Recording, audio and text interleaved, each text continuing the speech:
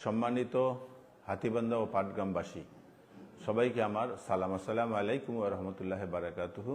হিন্দু ভাইদের প্রতি আমার আদাব রইল। আমরা গত 12ই ফেব্রুয়ারি আমরা ধানের প্রতীক নিয়ে আমি পাটগ্রাম হাতীবান্ধা লালমনিরহাট 1 আসন থেকে নির্বাচিত হয়েছি।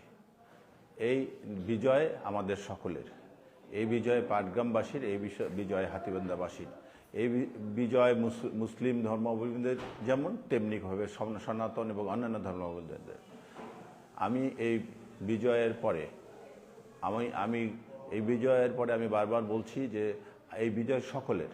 হ্যাঁ, আমি শুধুমাত্র আমার দলের, বাংলাদেশ জাতীয়তাবাদী দলের এমপি নই, আমি পুরা পাটগ্রাম হাতীবান্ধা এলাকাবাসীর এমপি।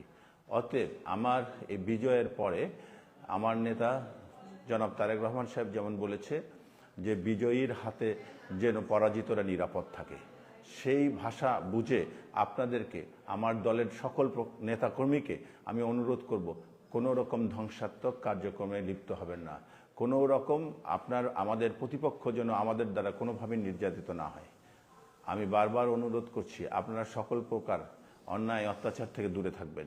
যদি কোনো ব্যক্তি, যদি কোনো দলীয় নেতাকর্মী আমার এই অনুরোধের পরেও আপনারা যদি কোনো রকম সহিংসতায় লিপ্ত হন, তাহলে আমি বিভাগীয় সাংগঠনিক ব্যবস্থা নিতে বাধ্য থাকব। অতএব আপনাদেরকে স্বনির্বদ্ধ আবারও অনুরোধ করছি, সকল প্রকার সহিংসতা থেকে দূরে থাকবেন এবং পরাজিতদেরকে আমরা নিরাপত্তা দিব।